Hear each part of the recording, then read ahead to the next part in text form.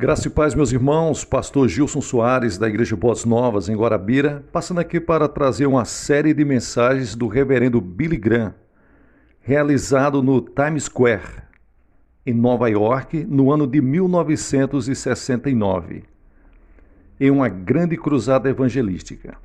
Você que está passando pelo nosso canal agora, se inscreva no canal, ative o sininho para receber mais notificações.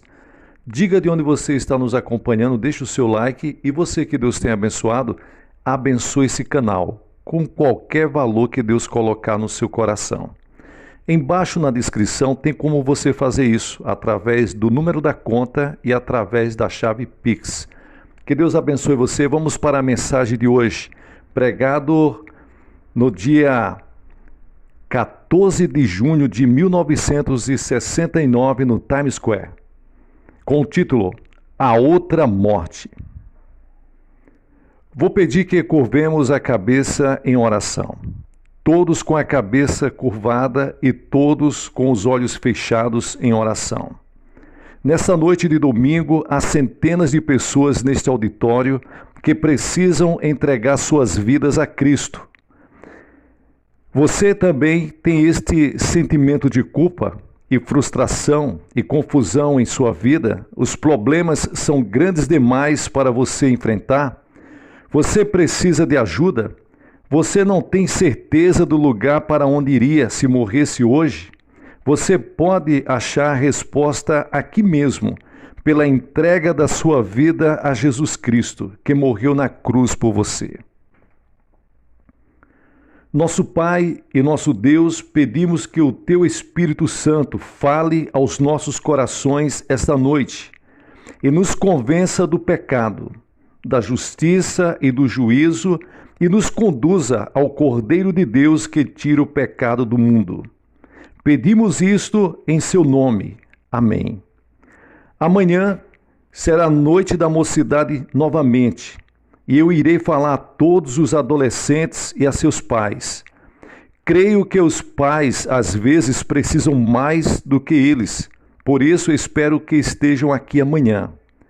Gostaria de ter uma voz como do cantor que nos antecedeu. É uma voz para falar e cantar.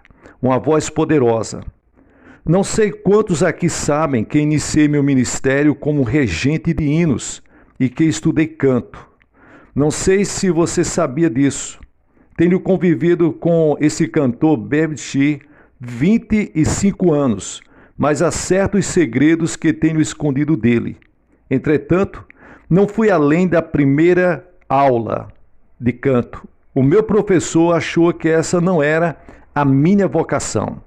Daí comecei a pregar, preparei 4 sermões e pensei que cada um duraria aproximadamente 1 hora.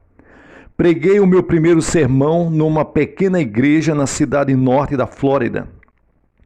Havia umas 30 pessoas presentes e eu estava tão apavorado que preguei todos os 4 sermões em 8 minutos.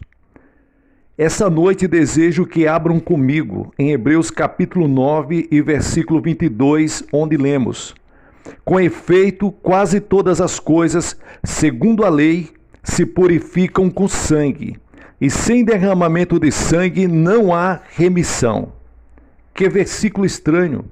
Sem derramamento de sangue não há remissão. Sem derramamento de sangue o pecado não pode ser perdoado. Você dirá com razão, eu pensei que isso foi dos tempos dos bárbaros. Sabem, isto é algo muito interessante para mim. Estudei antropologia na universidade e escrevi uma tese sobre o sangue nas várias religiões do mundo.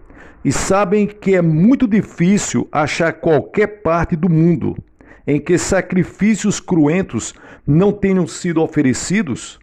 Aliás, entre os astecas do Antigo México, mais de 20 mil seres humanos eram sacrificados cada ano em seus altares. Para quê? Para apaziguar os seus deuses, para se purificarem da culpa. E por todo o mundo, onde quer que se vá, não somente havia sacrifícios de animais, Havia também sacrifícios humanos para aplacar os deuses. De onde veio este conceito? Se você é judeu e examinou o Velho Testamento e leu o Talmud, estão cheios de sangue. Milhares e milhares de bodes e carneiros e novilhos eram mortos e sacrificados nos altares judaicos a cada ano. Chegamos então ao cristianismo. 255 vezes no Novo Testamento fala-se em sangue. Isto, de certo modo, não é estranho? E se você pertence a alguma outra religião, o sangue tem parte saliente nela. Por que isto? Há algumas semanas estávamos lendo a respeito de 30 milhões de jovens da Guarda Vermelha chinesa marchando pelas ruas de Pequim, gritando e cantando. E não era interessante o que eles estavam cantando? Estavam cantando este coro: sem derramamento de sangue não haverá revolução. Este era o seu lema. Isto é o que eles estavam cantando. 30 milhões de guardas vermelhos cantando: sem derramamento de sangue não há revolução. Eu estava em Moscou há algum tempo e perguntei ao Cicerone, que nos estava mostrando a cidade: o que é que significa a estrela vermelha com os 5 pontos? Ele respondeu: as 5 pontas indicam os cinco continentes. O vermelho representa o sangue que terá de ser vertido para que se efetue a revolução nos 5 continentes. Estamos nos acostumando ao sangue porque vemos em nossas televisões e não podemos deixar de vê-lo também no cinema. O Vietnã é um constante derramamento diário de sangue. As rodovias dos Estados Unidos são um derramamento diário de sangue. O crime é derramamento de sangue.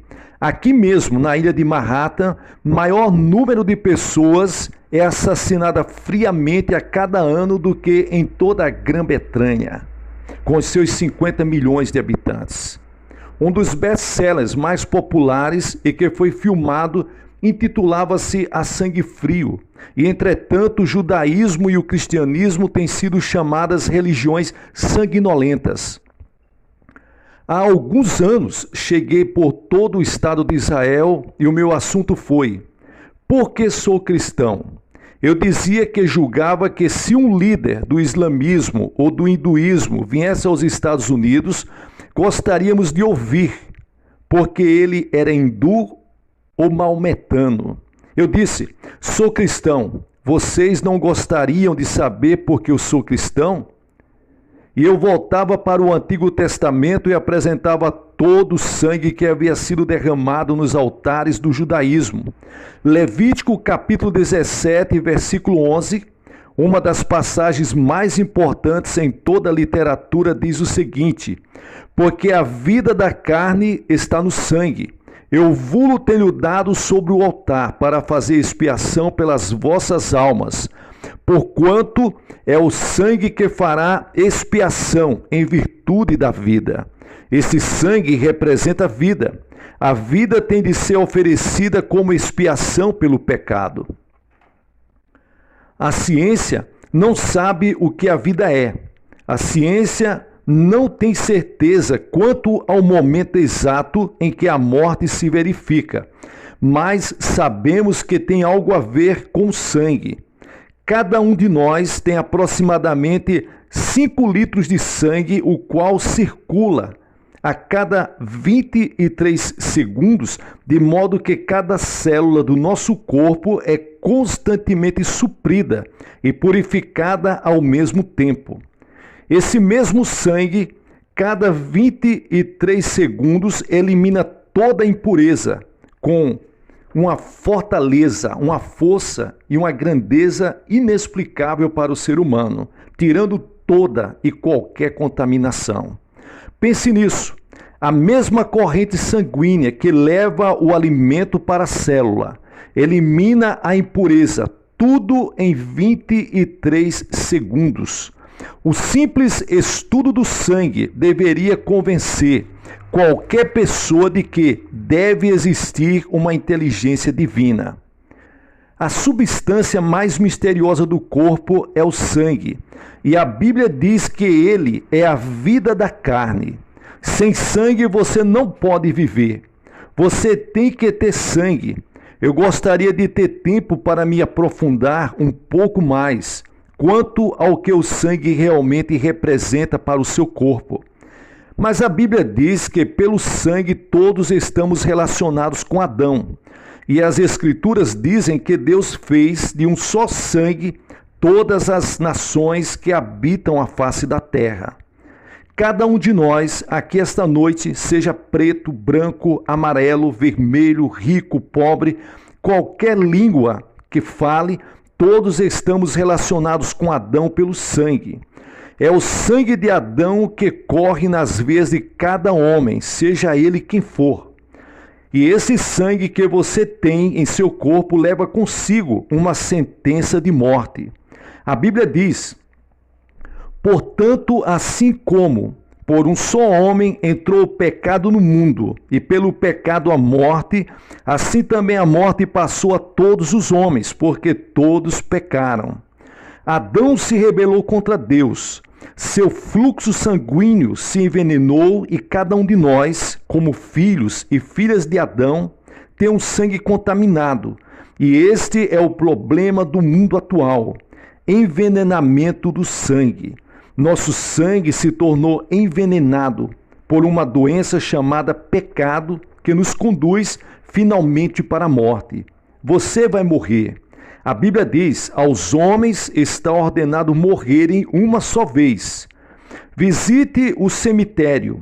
Ele testemunha da veracidade da Bíblia. O homem morre. Não importa qual o seu nome seja. Pode ser Roosevelt, Churchill, Clark Gable, Mary Moe.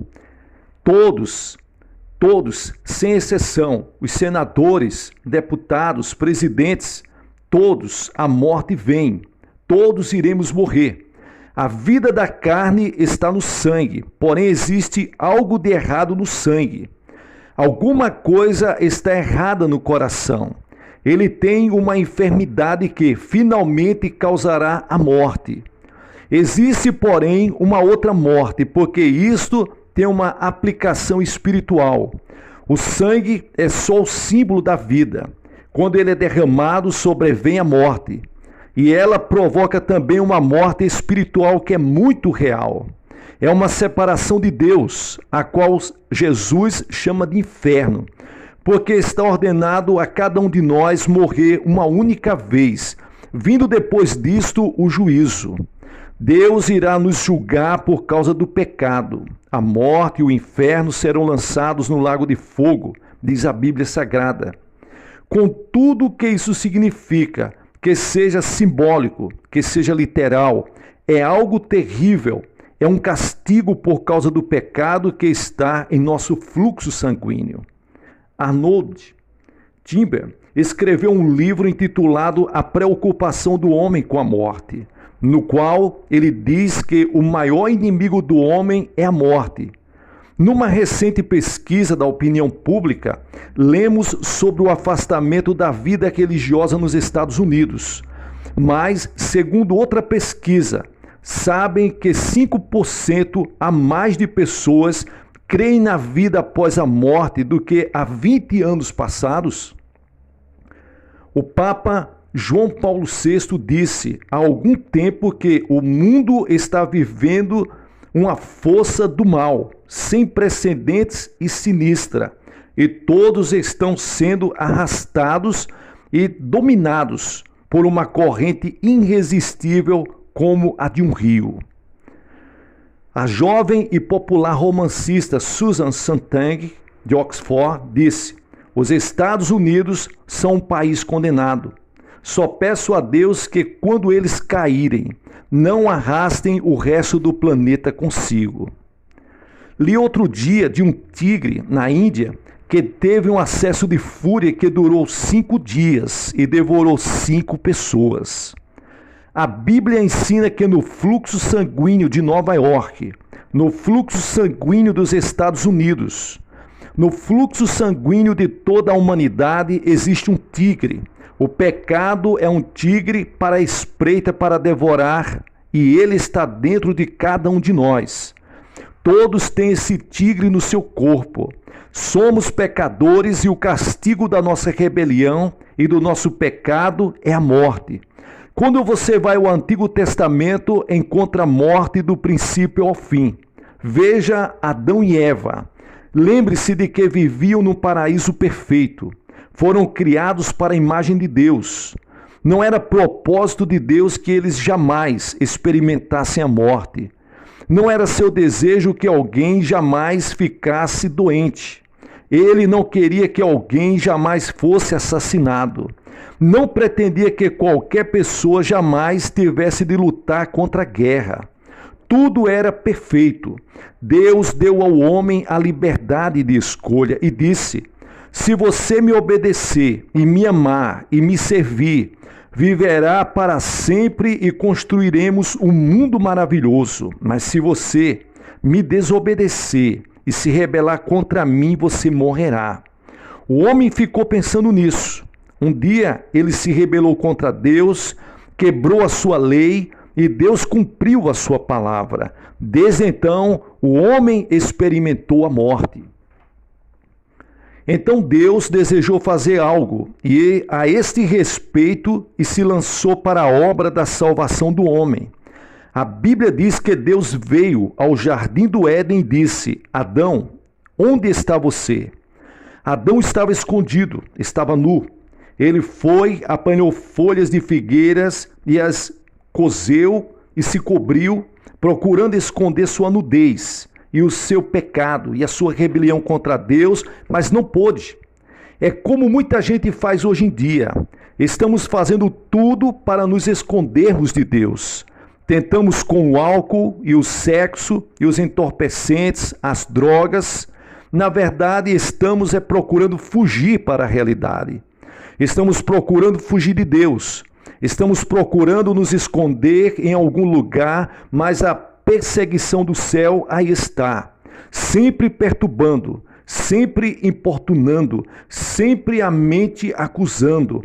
Procuramos escapar, tornamos-nos escravos do pecado e do vício, procurando escapar de Deus. Mas Deus e Eva não puderam se esconder de Deus. E a Bíblia diz que Deus sacrificou animais, tomou a pele deles e vestiu Adão e Eva. Na verdade, no começo, Deus não pretendia que usássemos roupas, porque nós estávamos puros na presença de Deus. O pecado é que tornou necessário o uso da vestimenta. Devido ao pecado, corrompemos o grande dom da vida, corrompemos o sexo e tudo que está relacionado a isso. Corrompemos tudo aquilo que foi dado por Deus e Deus vestiu os nossos primeiros pais depois de pecarem. Eles viviam originalmente no estado de inocência e enquanto foram inocentes não tinham consciência do fato de estarem nus. Deus os vestiu, mas sangue teve de ser vertido, teve que ser derramado por causa da sua desobediência, de sorte que desde o princípio Deus estava dizendo: sem derramamento de sangue não há perdão de pecados. Caim e Abel foram os primeiros filhos de Adão e Eva. Caim trouxe um sacrifício a Deus. Ele era muito religioso, mas a sua oferta não foi aceitável diante de Deus. Por quê? Porque nada mais era que o fruto da terra. Abel, seu irmão, trouxe um sacrifício de sangue e Deus o aceitou. Deus estava dizendo desde o princípio: você tem que vir a mim com sangue. Você tem que vir a mim com algo vivo. Levantou Noé um altar ao Senhor e, tomando de animais limpos e de aves limpas, ofereceu holocausto sobre o altar. Lembram-se da história de Abraão levando Isaque ao Monte Moriá, onde se encontra a cidade de Jerusalém agora? Deus havia dito a Abraão que tomasse seu filho e lhes trouxesse como oferta em holocausto. Abraão em completa obediência a Deus e em fidelidade ao que Deus dissera, estava prestes a sacrificar o próprio filho.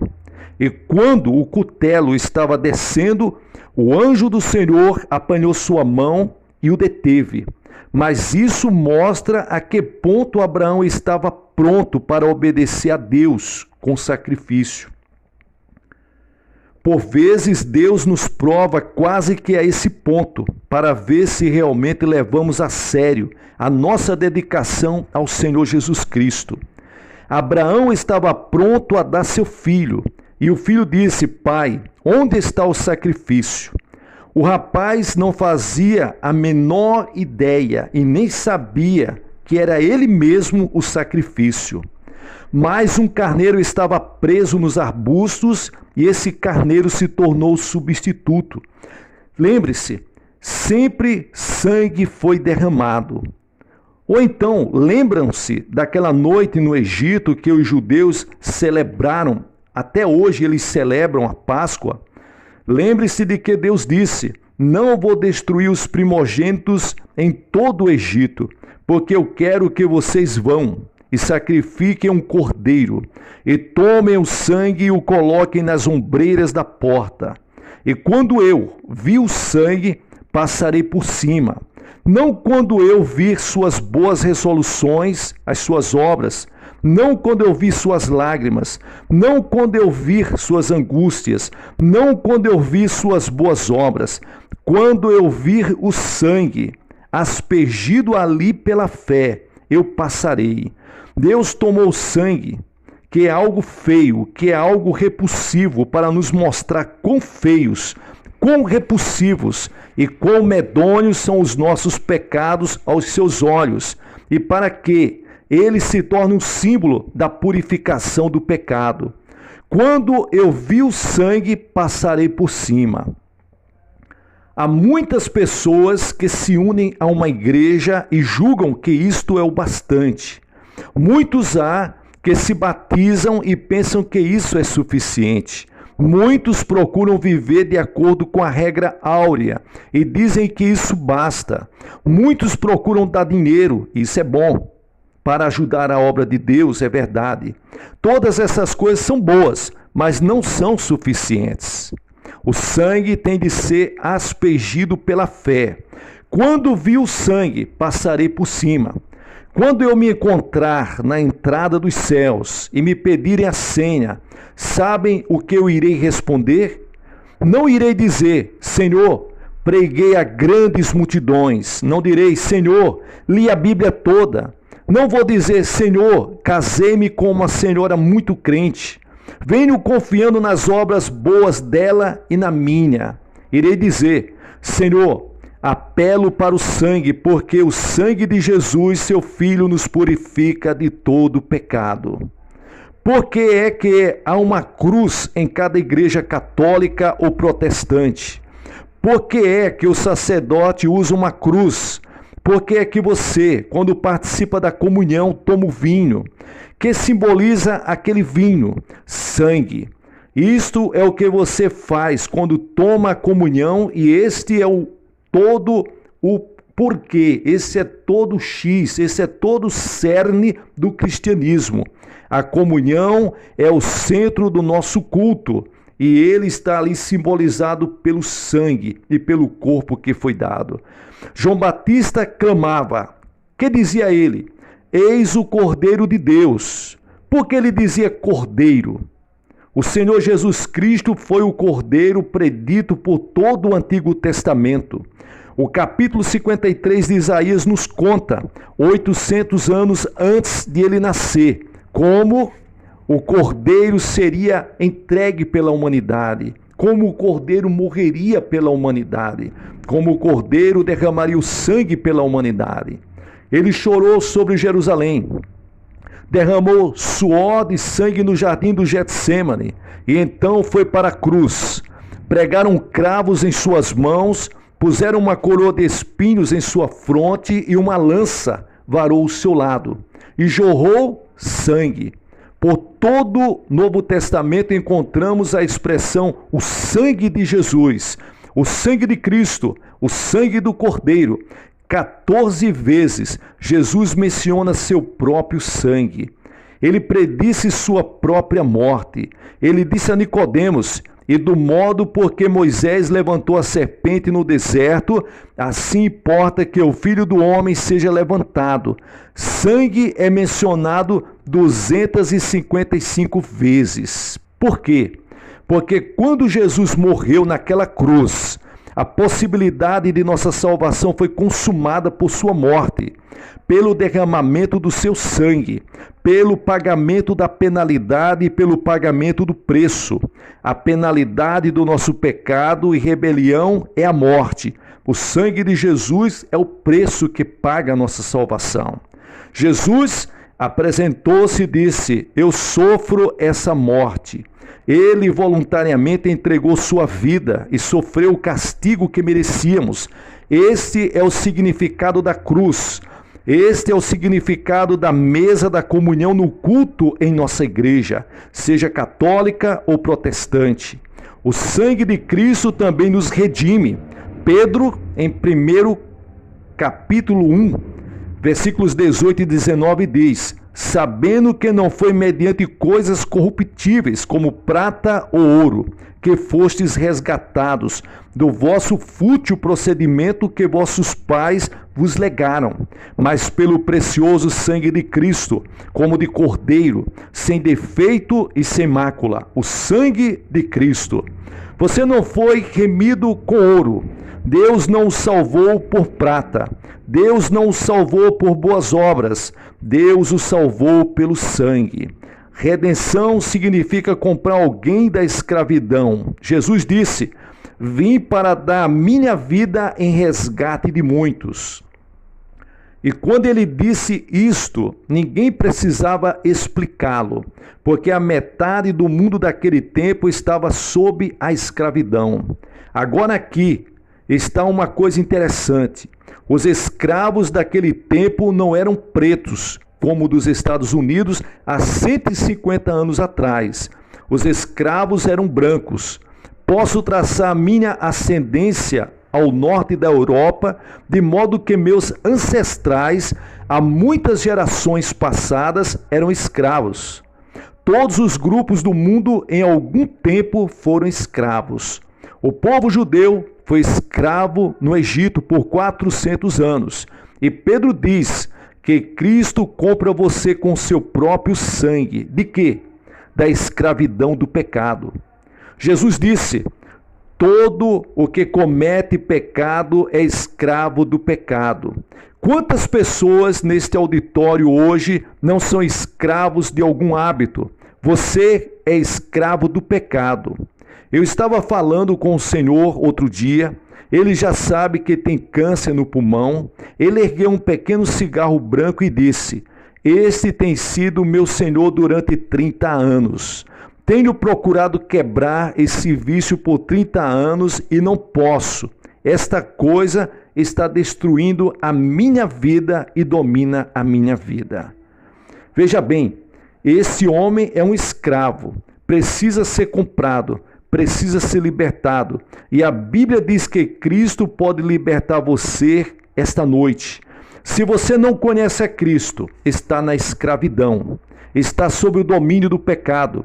Cristo pode libertá-lo. A Bíblia diz: se, pois, o Filho vos libertar, verdadeiramente sereis livres. Vocês leram outro dia sobre aquele rapaz de 18 anos de Tennessee? Ele estava preso e procurou fugir. Abriu um buraco e cobriu o corpo todo de graxa.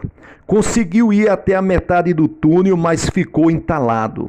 Não pôde continuar e gritou por socorro. Já estava lá havia diversas horas. Vocês sabem, muitos de nós estamos procurando escapar. Estamos procurando escapar por meio de narcóticos, estamos procurando escapar por meio de práticas sexuais, estamos procurando escapar por meio do álcool, estamos procurando escapar de 1000 maneiras diferentes e não podemos. Estamos presos, somos escravos. Só Cristo pode libertar o homem. Cristo morreu na cruz para libertar você. derramou o seu sangue para libertá-lo. Somente Cristo pode trazer libertação nesse mundo e no mundo vindouro. Em segundo lugar, somos justificados pelo sangue. Você dirá, mas afinal, o que significa esta palavra justificação? Veja, em Romanos capítulo 5, versículo 9 está escrito: logo muito mais agora, sendo justificados pelo seu sangue, seremos por ele salvos da ira. Justificação quer dizer mais do que perdão. Eu posso dizer, eu lhe perdoo, todavia não posso justificá-lo. Suponhamos que você faça alguma coisa contra mim. Suponhamos que você me assaltou e me roubou. Posso perdoar, mas não posso justificá-lo. Deus o considera como se você nunca tivesse cometido um único pecado se você se arrepender. Você é tão justo e puro como a mais pura virgem que jamais existiu. A Bíblia diz: ainda que os vossos pecados são como o escarlate, eles se tornarão brancos como a neve. Não importa quais os seus pecados, qual mal você tenha sido, Deus não só perdoa o passado, Ele também o veste com a sua justiça, o manto do Senhor Jesus Cristo, como se você nunca houvesse cometido um único pecado sequer. É uma coisa maravilhosa e dormir com esta certeza. Quando me recolho ao leito, eu digo: agradeço-te, Senhor, porque estou justificado. Não só estou perdoado, estou justificado.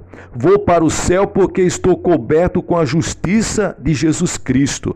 Eu não o merecia, eu não a comprei. Ela é de graça. Deus nula dá, mas custou a Deus o sangue de seu Filho na cruz do Calvário.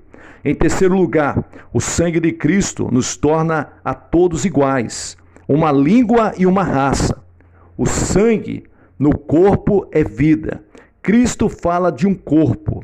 No momento em que você recebe Jesus Cristo como Salvador, não importa quem você seja, você se torna membro do corpo de Cristo. Cristo é a cabeça do corpo, e isso quer dizer que somos todos membros iguais do mesmo corpo. Não faz diferença qual a cor da sua pele. Não importa qual a sua posição social ou a sua nacionalidade. Quando estamos no corpo de Cristo, somos todos um. A parede da separação foi derrubada. Esta é a solução definitiva para o problema racial. Um em Cristo, purificados pelo sangue. A Bíblia diz: tendo derrubado a parede da separação, fez um só corpo. Que coisa maravilhosa é ter irmãos e irmãs, membros do mesmo corpo em toda parte do mundo. Não importa qual a cor da pele deles, às vezes nem sei falar a sua língua. Tendo andado por algumas trilhas da África, tendo percorrido algumas estradas da Índia, sem poder falar uma única palavra na língua deles. Mas, meus irmãos, que coisa linda e maravilhosa. A cada passada que nós estávamos andando ali, estávamos nos sentindo como verdadeiros irmãos, ombro a ombro, abraços cordiais e alegria, um em Cristo. Aqueles que vivem aqui na terra em união e um dia vão gozar no céu. Esse é o amor que Cristo traz para nós. E em quarto lugar, o sangue de Cristo traz a paz. Ele trouxe a paz pelo sangue da sua cruz. O homem anseia por paz. Todos queremos paz e clamamos paz, paz e paz.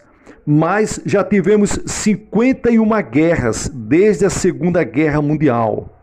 O de que o homem realmente precisa é paz com Deus. O homem está em guerra com Deus. Estamos contra os planos de Deus e contra a vontade de Deus para a nossa vida. Não queremos viver vidas disciplinadas. Não queremos viver vidas sob o domínio de Deus. Precisamos ser levados de volta para Ele, Jesus Cristo. Em quinto lugar, a Bíblia diz também que o sangue de Cristo nos purifica. Está escrito: aquele que nos ama e com o seu sangue nos lavou dos nossos pecados. Sim, o sangue de Jesus. Jesus disse: este é o meu sangue, o sangue da nova aliança, derramado em favor de muitos para a remissão de pecados. E você? Você já foi purificado pelo sangue? Já foi justificado? Tem certeza disso? Já se reconciliou com Deus e com o seu próximo? Sim, um dia venceremos. Como, porém, venceremos? Pela resposta que está em Apocalipse capítulo 12 e o versículo 11. Eles, pois, o venceram pelo sangue do Cordeiro. Sim, o sangue do Cordeiro, não o nosso sangue, mas o sangue dele. Venceremos e estaremos em sua presença, e os anjos dos céus irão cantar, e todos nós nos uniremos a eles nesse louvor. E as orquestras irão tocar, e os cantores irão louvar, e o coro celestial irá clamar: venceremos pelo sangue do Cordeiro. Eu vou para o céu e creio que irei pelo poder do sangue. Sei que esta mensagem não é popular, já não se ouve muito nas igrejas. Muitas pessoas já não querem viver essa realidade de ser lavado e remido pelo sangue de Jesus. Buscam se salvar pelos seus próprios méritos. Nós devemos colocar nossa confiança em Jesus. Assim como no mundo tem diversos bancos de sangue, no céu tem um banco de sangue, aonde cada filho de Deus que se aproxima de Deus tem esse sangue colocado em suas veias. Em segundo lugar, Deus está dizendo para nós: só existe uma única saída e uma única solução. Você pode aceitar ou pode rejeitar. O que você fará? Se existe alguma dúvida em seu coração hoje a respeito de você estar pronto ou não para encontrar com Deus, espero que você receba Cristo como Salvador. Você perguntará: que é que eu devo fazer? Você tem de estar disposto a se arrepender dos seus pecados. Isso quer dizer deixar os seus pecados. Você tem de que dizer a Deus: sou um pecador, eu te peço perdão, ó Deus. Você tem que se dispor a receber Jesus Cristo pela fé. Note que eu disse pela fé. Essa noite eu só toquei no começo do assunto. Mas em toda a Bíblia, do Gênesis ao Apocalipse, você vai encontrar o sangue derramado. Você poderá não compreender tudo a respeito disto, poderá não entender nada de teologia, mas você não precisa entender nada, senão que é um pecador e que Cristo morreu por você e que você está pronto a recebê-lo. Isto é tudo quanto você precisa entender. Precisa saber que Deus o ama e quer perdoá-lo. Você pode ser católico, protestante ou judeu, ou poderá não ser nenhuma ou outra coisa qualquer. Você poderá ser até um ateu. Mas, nesta noite, se o Espírito Santo está tocando no seu coração e você está sentindo o toque de Deus para a sua vida, eu vou pedir-lhes que faça essa seguinte decisão. Vou pedir que deixe os seus lugares e venham até a frente desse tablado e aqui permaneçam silenciosamente. Depois que todos vierem, vou dizer-lhes umas palavras e fazer uma oração por todos vocês. Um conselheiro depois irá dizer para vocês como vocês devem se portar e vocês vão receber literatura. Peço que você venha à frente, numa manifestação pública. Não é verdade que fazemos tudo mais em público? Mas além disso, Jesus disse: se você não está pronto a me reconhecer diante dos homens, eu também não o reconhecerei diante de meu Pai. Há um valor em você vir à frente, no meio da multidão e dizer: eu recebo Cristo. Isto confirmará a decisão feita em seu coração. Vou pedir que você venha.